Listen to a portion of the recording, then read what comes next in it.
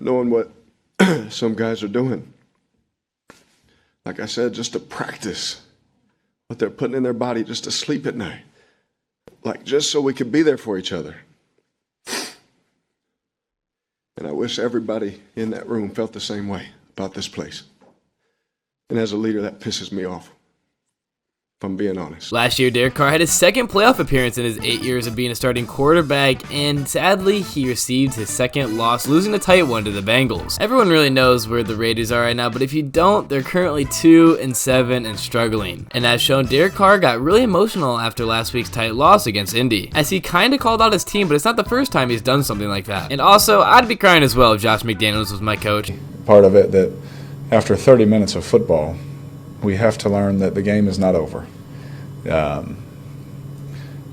feel like I've been in this situation a lot where new coaches or this or that, and you have to teach the new guys, like, this is how we do it, and this is the mentality, and this is and that gets tiring, but at the same time it's my job. So there's some of that. So I'll say that right now for those things, but there's things in-house that will. With the Raiders' very small amount of success in recent years, it begs the question, what's the problem, is does Derek Carr suck? With a first glance at his stats, the answer would be no. Through the first 9 games of this season, Derek Carr is averaging over 200 yards per game, has thrown 13 touchdowns and only 5 interceptions, and has a completion rate of 62%. And when looking at the Raiders' scores through their 7 losses, they lost the game by 1, by 2, by 4, by 5, by 5, and by 7, and then the outlier of 24. So through 6 of their 7 losses, they've lost by an average score of just 4. A big thing that really hurts the Raiders is their defense, as their defense is ranked 28th, allowing on average 25.1 points per game, while their offense is ranked 14th, averaging 22.6 points per game, even with a shutout through 9 games. But can the Raiders blame it all on the defense? Also, I want to point this out because I thought it was interesting, but the Raiders started the season 0-3, and they're the only 0-3 in the NFL, and the last time there was only one 0-3 team to start the season was the 1959 Detroit Lions. And also, looking at this team on paper seems great with Josh Jacobs, Devontae Adams, Derek Carr, and so many more good players, but it just doesn't seem to be working out. Many speculate and feel the team is undisciplined, which is kind of what Derek Carr hinted towards in his press conferences. In the Raiders' Week 1 loss against the Chargers by 5, this game can be kind of blamed on Derek Carr. They didn't get anything offensively going until the second half, and Derek Carr threw 3 interceptions. However, Derek Carr has only thrown 2 interceptions in the last 8 games since that day. In Week 2's loss against Arizona, the Raiders had it going in the first half offensively, but then punted on 3 of their last 5 drives and then fumbled on their last one to lose in overtime. It also didn't help that the defense gave up 3 touchdowns in the Cardinals' last 4 drives of regulation. During the Week 3 loss to the Tennessee Titans, the Titans were held to 0 points in the second half and still won the game. Now, the defense did give up 24 in the first half, but the Raiders struggled in the second half, only scoring 12 points. And just 2 weeks later, they suffered another heartbreaking loss, this one to the Kansas City Chiefs by just 1 point. Late in the fourth quarter, on 4th and 1, the ball was thrown to Devontae Adams, but he collided with another wide receiver, forcing the Raiders to turn the ball over on downs. And there's not really much to say about the 24-0 loss against New Orleans, except that's tough. And then in their 7-point loss against Jacksonville, they had it going in the first half and then punted on 3 of their last 5 drives, turned the ball over on downs, and then fumbled the game away. And in their most recent 5-point loss against the Colts, they had 10 drives, scored 3 touchdowns, turned the ball over on downs twice, and had 5 punts. In the end, the Raiders' problems seem to be more team and coach oriented. The offense or defense will be good in the first half, but then shit the bed in the second half, and vice versa. It seems like the team is so close from getting the win each week, but can't go the extra mile and throws it away. For my final verdict about Derek Carr, I would definitely say he is not the problem. But Carr definitely is taking some of the heat, as the Raiders' offense have really been shitty in the second half of some games, not even scoring points. Overall, the offense seems pretty well off, but the defense, I mean, this stat is self-explanatory for the defense. And I would also put a lot of blame on the coaching staff. It seems like the players are undisciplined and they're just not bonding together as a team should. This is just to show a team can have a ton of talent, but with bad coaching, low work ethic, and not working together, this is the result. In the end, just to reiterate, I would not say Derek Carr sucks, and everyone needs to say a special prayer for the Las Vegas Raiders. If you enjoyed my content, I'd really appreciate it if you can like and subscribe, and once again, thanks for watching.